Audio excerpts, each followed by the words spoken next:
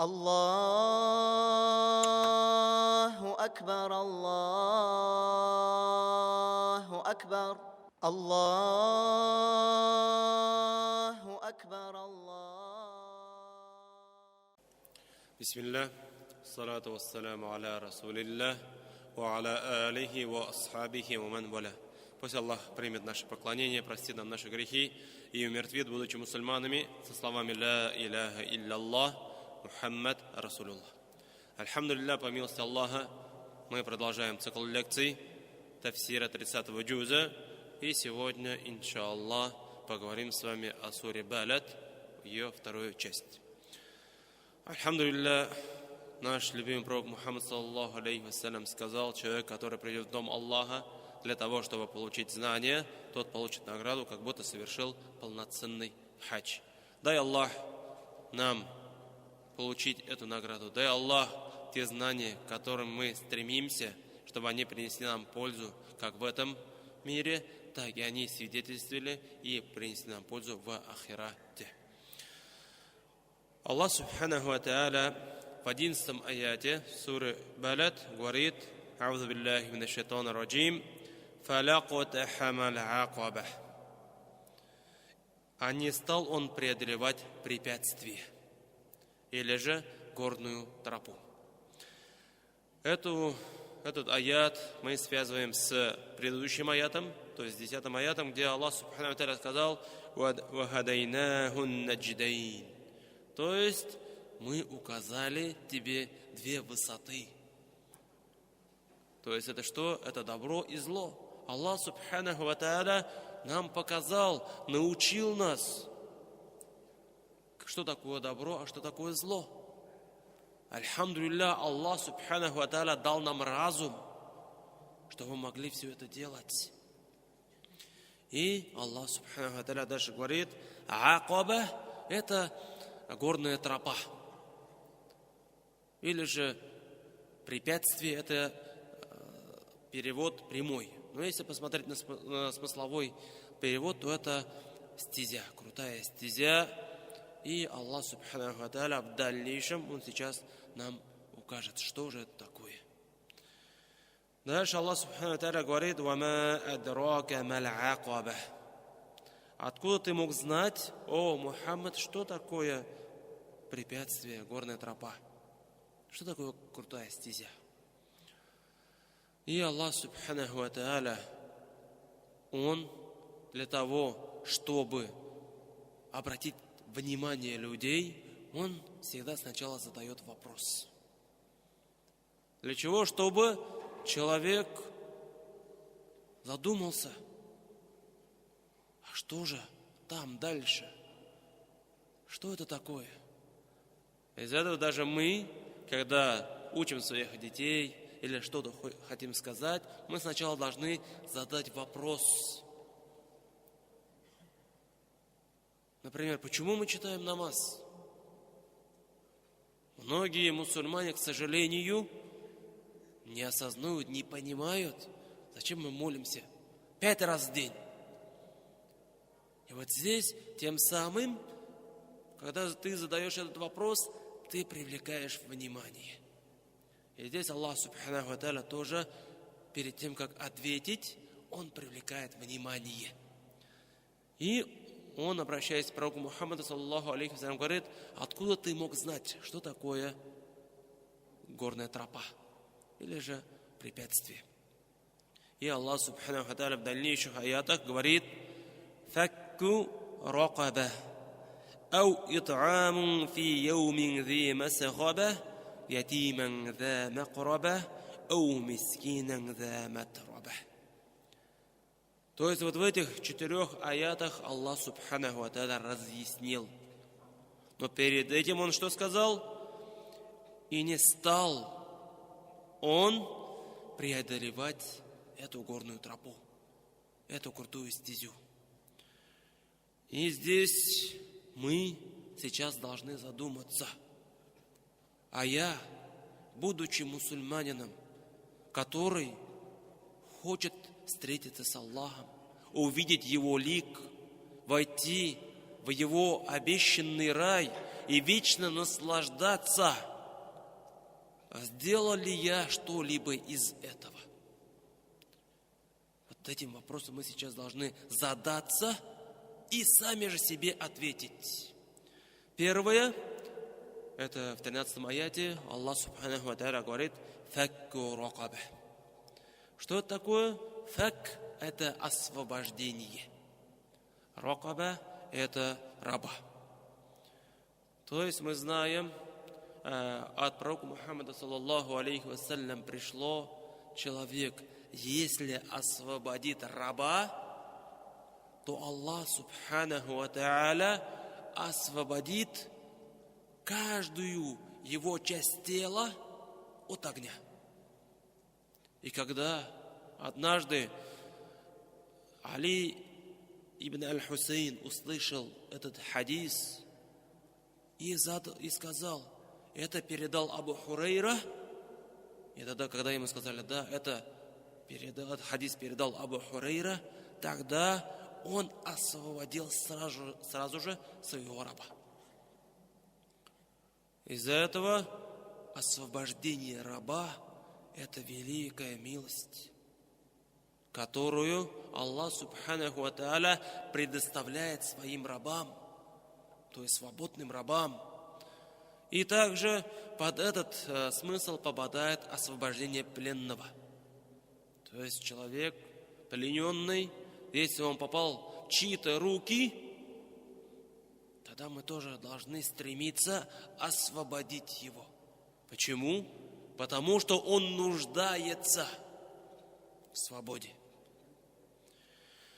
В следующем аяте Аллах Субханаху ва Тааля говорит: «Ау ит'амун фи яумин зи масагабах». Или же ит'ам – это кормление в день голода. Альхамдулилля, по милости Аллаха, на сегодняшний день очень мало кто голодает. Но они есть. Они есть. И альхамдулилля, Аллах Субханаху ва Тааля нам дает свою милость, дает свой ризк. А когда-то только этого не было.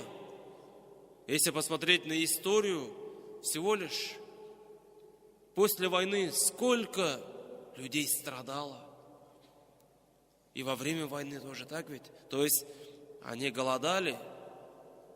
И именно вот в этот момент люди, у кого было хотя бы что-то, они делились. А посмотрите сегодня мы, в каком положении. С одной стороны, альхамдулилля, у нас есть все, абсолютно все, чтобы жить. И мир, и спокойствие, и пропитание. Но, к сожалению, сегодня мы теряем, или, может быть, даже потеряли, что? Человеческие качества. Есть такое качество – сострадание. Переживать за своего брата, друга, товарища. Но на сегодняшний день мы до такой степени хорошо живем, то, что даже не можем подумать, то, что, может быть, мой сосед, может быть, мой друг в чем-то нуждается. Мы даже об этом не задумываемся. Почему? Почему же мы не задумываемся? Потому что Аллах Субханаху ва Тааля нас уберег от этого положения. Но мы, если хотим достичь успеха, мы должны искать, стремиться, потому что не этот человек больше нуждается в еде, а ты нуждаешься в нем. Почему? Потому что тебе надо будет отвечать в судный день. И Аллах Субханаху ва Тааля почему приказал нам поститься целый месяц, несмотря на то, что у нас есть в холодильнике все, чтобы хотя бы чуть-чуть познать голод. Это состояние. И потом познав это, стремиться помочь, накормить тех, кто нуждается. Дальше Аллах Субханаху ва Тааля говорит: «Ятиман за макрабах» — сироту, обладателя родства. То есть сирота, но он твой родственник. То есть, альхамдулилля, Аллах Субханаху ва Тааля сделал нам, даровал нам родственников. Может быть, это родные, брат, сестра или братишка, сестренка. Может быть, двоюродные. А может быть, и дальше. Но здесь Аллах Субханаху ва Тааля в первую очередь указал нам, чтобы мы искали сироту из нашей родни.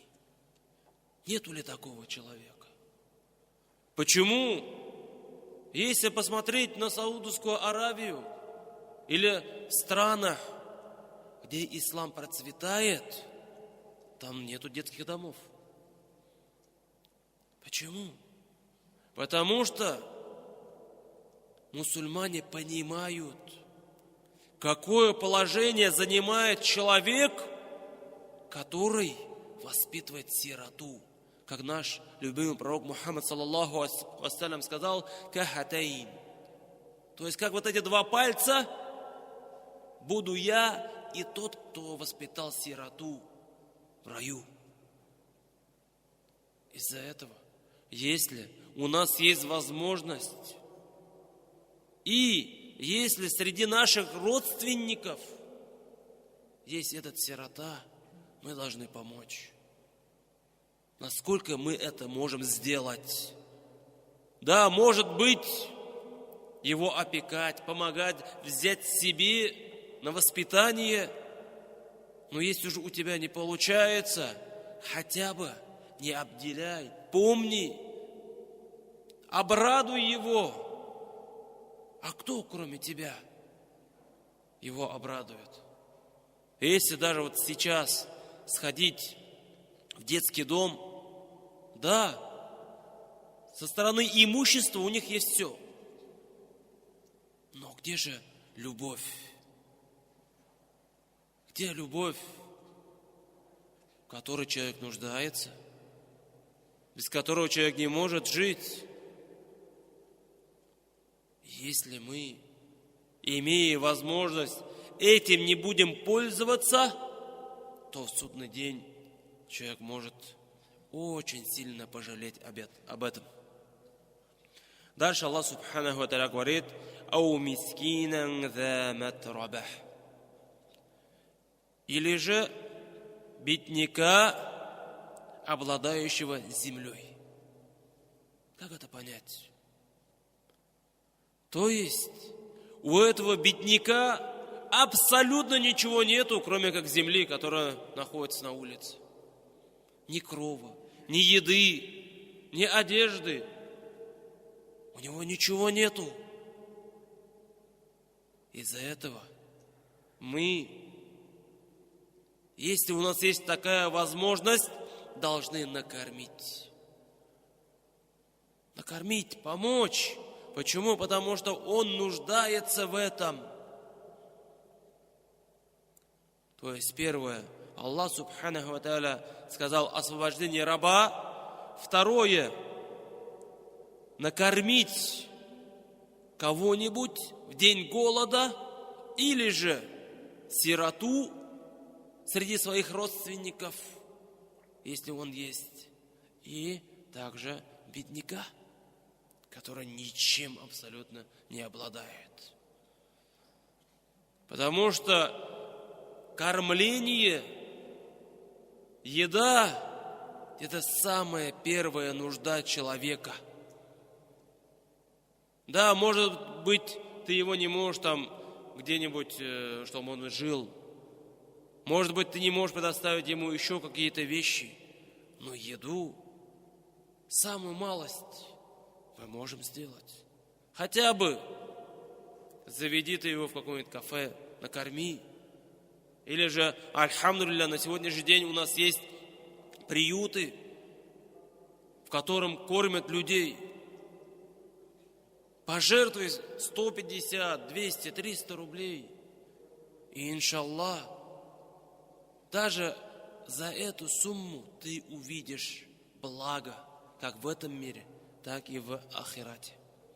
И дальше Аллах Субханаху ва Тааля говорит: «Thumma kana миналлазина аману». Потом быть из тех, кто уверовал. Но здесь имеется в виду то, что если человек не будет верующим,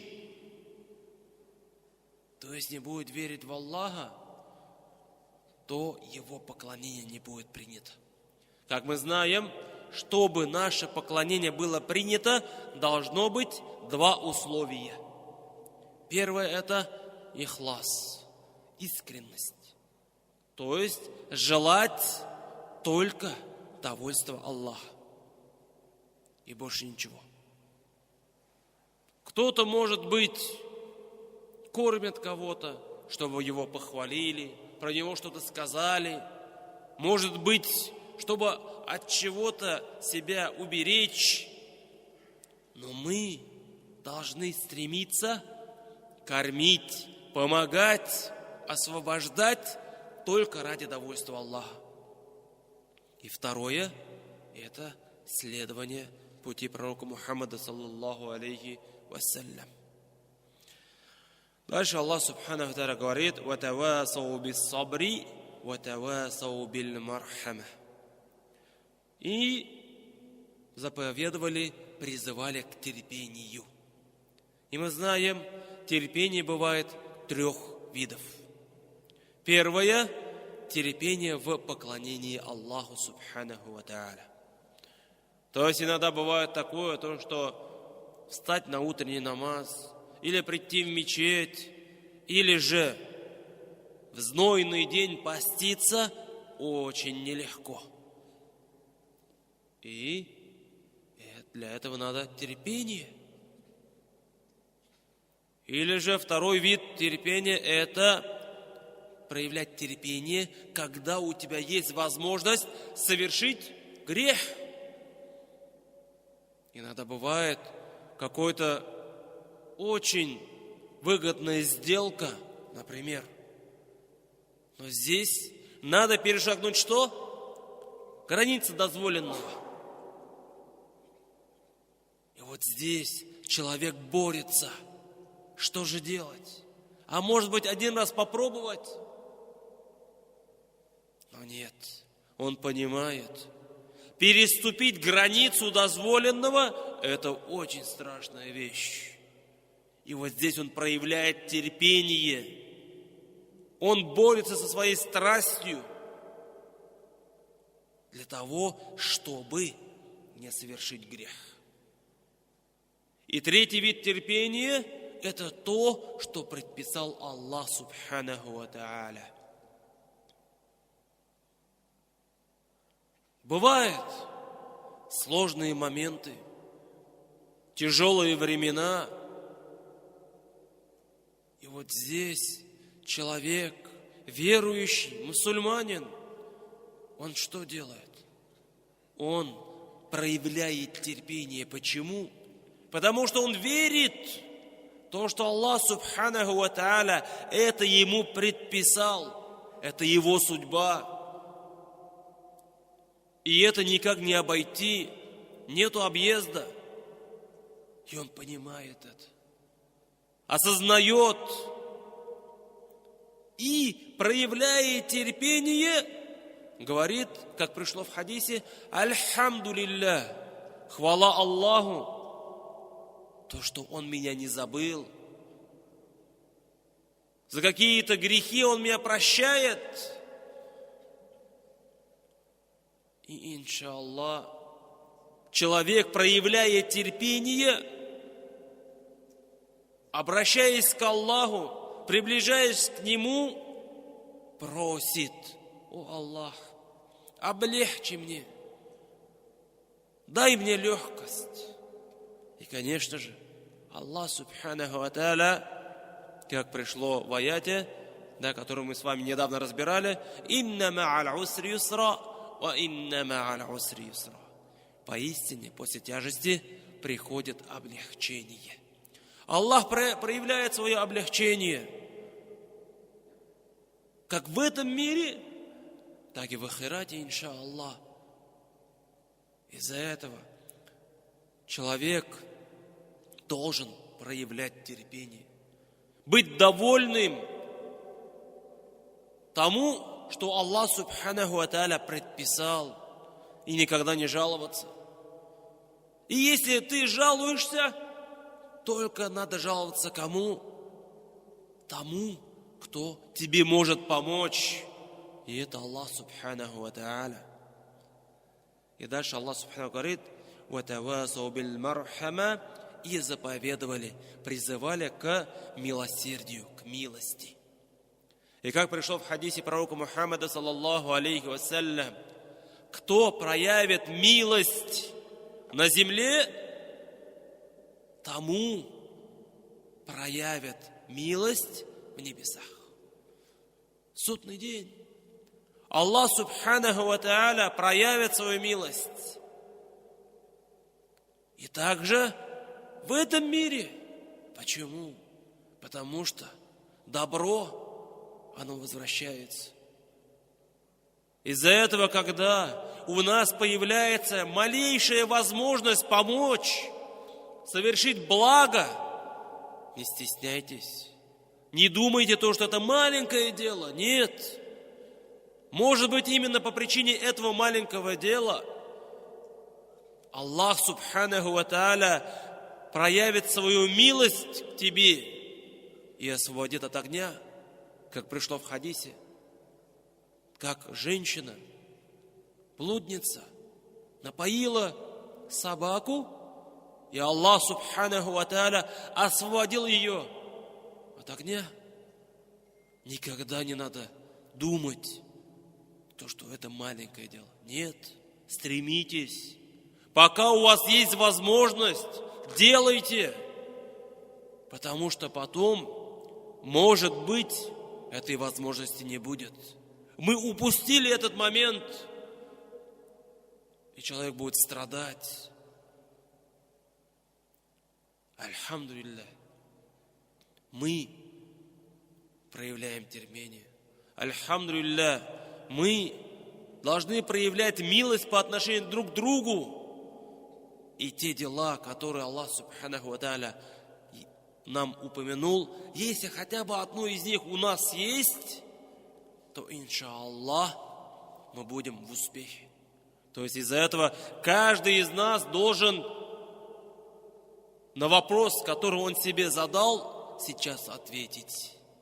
Есть ли у меня такие качества? Делаю ли я эти дела? И дальше Аллах что говорит? «Уляика асхабуль маймана».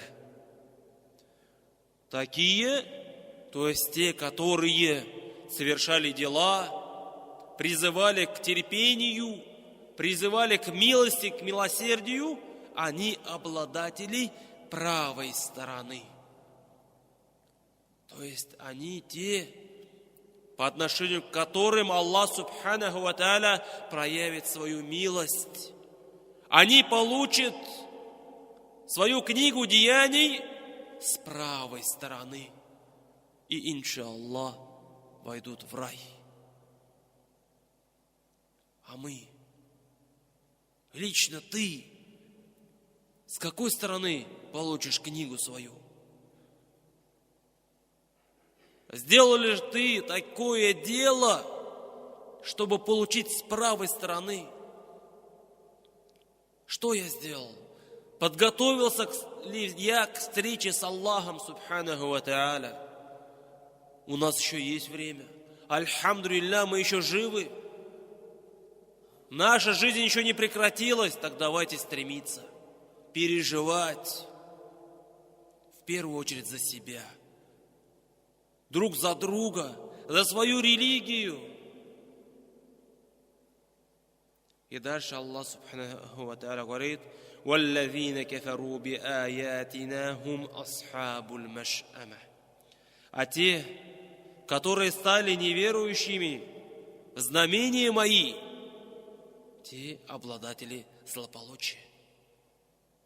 То есть те, кому Аллах Субханаху ва Тааля дал разум, показал знамения, и он не поверил, он отвернулся, опроверг эти слова, эти знамения, то, конечно же, он будет в убытке. Он получит свою книгу деяний с левой стороны. Он очень гнусный человек, который, имея возможность, отвернулся, отказался от будущего, где он будет вечно наслаждаться. Но он обменял все это за гроши, за ничтожную цену, стремясь к этим мирским благам. Но ведь эти мирские блага, они же когда-то пропадут. Ничего не останется, абсолютно ничего. Только дела, которые ты совершил, стремясь к этим мирским благам, и за которые человек будет отвечать. И также Аллах Субханаху ва Тааля сказал: «Алейхим нарум му'садах», над которыми будет сомкнут огонь. То есть Аллах Субханаху ва Тааля тем неверным, которые отказались уверовать, которые отвернулись от знамения Аллаха, Аллах Субханаху ва Тааля навечно ведет в ад. И они уже никогда не смогут там радоваться, наслаждаться. Никогда. Почему? Потому что адский огонь будет сомкнут. Двери будут наглухо закрыты, и он оттуда никогда не сможет выйти. Неужели после этих слов, после этих назиданий и напоминаний человек не задумывается? Что ему не хватает? Что ему еще надо? К чему он стремится? Кроме как к довольству Аллаха. Так давайте же задуматься, готовиться к встрече с Аллахом и каждый день делать себе отчет. Готов ли я? Добился я довольства Аллаха или же нет? С какой стороны я получу свою книгу? Не опозорит ли меня Аллах? И те блага, которые мне каждый день дает, поблагодарил ли я его? Вот над этим мы все должны задуматься, готовиться, стремиться. Ведь Аллах Субханаху ва Тааля каждое дело, которое мы совершаем, каждое слово, которое мы говорим, записывает. И за каждую вещь Он воздаст. Субханаллаху бихамдик, ашхаду ан ла илаха илля ант, астагфирука ва атубу илейк. Джазакумуллаху хайр. الله أكبر الله أكبر الله